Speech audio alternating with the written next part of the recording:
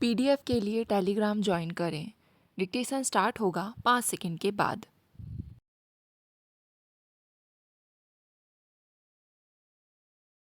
सभापति महोदय, आज तो दुनिया में मंडी व्यवस्था पर आधारित व्यावहारिकता का ही बोलबाला होता नज़र आ रहा है। कुछ लोगों का विश्वास है कि यही हमारे लिए स्थायी सर्वकष्टहारी समाधान है। मंडी व्यवस्था की अपनी ही एक प्रक्रिया होती है जिसमें रचनात्मकता, कुशलता, अध्यवसाय और उद्यम के लिए पुरस्कार मिलता है।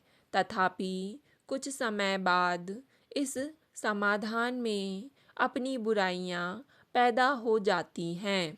हमने भारत में इस पर काफ़ी सोच विचार किया है और इस दृष्टिकोण को स्वीकार कर लिया है जिसको हमने मार्केट प्लस की संज्ञा दी है।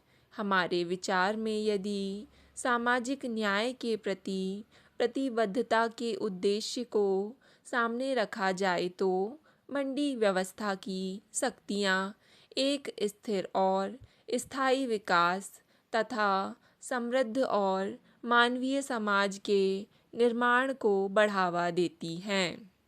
विकासशील देशों के परस्पर सहयोग के कुछ व्यावहारिक उदाहरण देने हो तो भारत ने कुल 44 देशों से विज्ञान और प्रौद्योगिकी में सहयोग के समझौते किए हैं।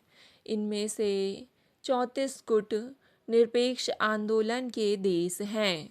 भारत की वैज्ञानिक और औद्योगिक अनुसंधान परिषद ने अलग से गुट निरपेक्ष आंदोलन के 21 देशों सहित कुल 31 देशों की समकक्ष संस्थाओं से द्विपक्षीय वैज्ञानिक करार किए हैं। इसी तरह गुट निरपेक्ष आंदोलन के 10 सदस्यों सहित कुल 19 देशों से आणविक ऊर्जा के क्षेत्र में समझौते किए गए हैं। हम ऐसे सहयोग को बढ़ावा देना चाहते हैं ताकि गुट निरपेक्ष देशों के भीतर उपलब्ध प्रतिभा का लाभ हमारे अपने हित में उठाया जा सके। भारतीय वैज्ञानिक और औद्योगिक अनुसंधान परिषद ने पेटेंट पोर्टफोलियो मैनेजमेंट की एक योजना शुरू की है जिसमें देसी आविष्कारों की सुरक्षा की जाएगी और महत्वपूर्ण अंतर्राष्ट्रीय समझौतों से जो राजस्व मिलेगा उसके शिक्षा और वैज्ञानिक अनुसंधान पर निवेश करने से हमें अधिकतम लाभ होगा। यह एक उदाहरण है कि हम किस तरह अपने पैरों पर खड़े हो सकते हैं और दूसरों से मिलने वाली चीज़ों पर आश्रित नहीं रहेंगे।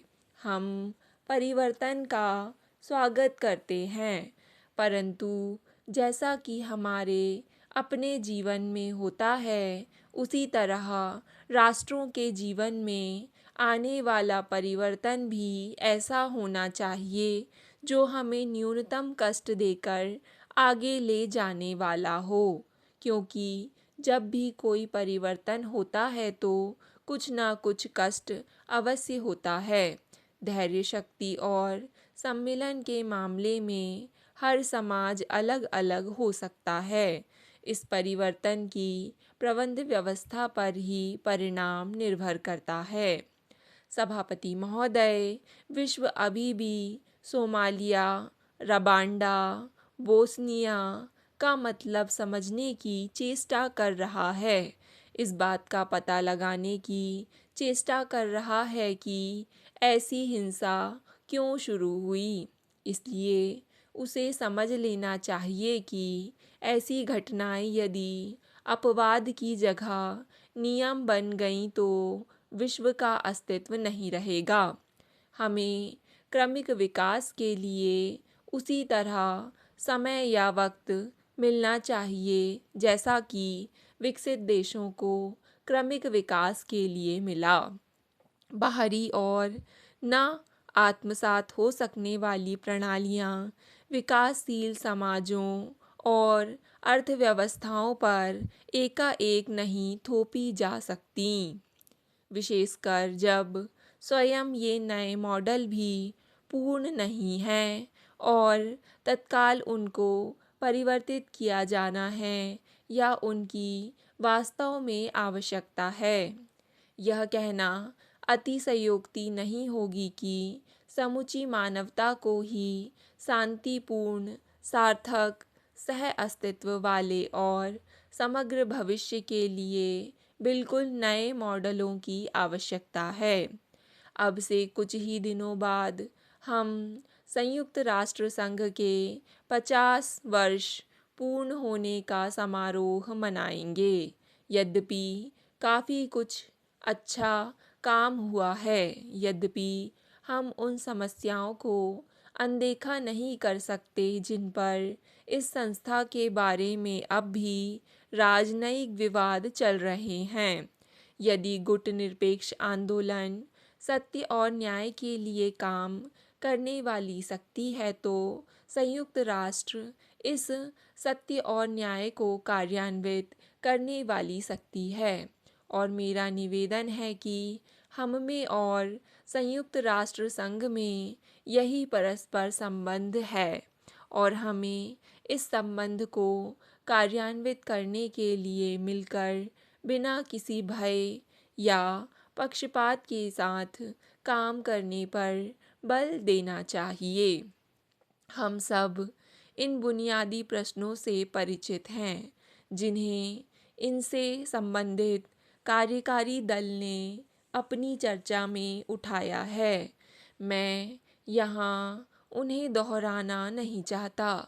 मैं तो यहाँ इस बात पर बल देना चाहूँगा कि इस आंदोलन के भीतर ही हम अपने मतभेदों को हल कर लें और अपना सारा ध्यान अधिक प्रतिनिधित्वपूर्ण सुरक्षा परिषद बनाने के प्रश्न पर लगाएं, भौगोलिक दृष्टि से भी और आर्थिक व सामाजिक दृष्टि से भी।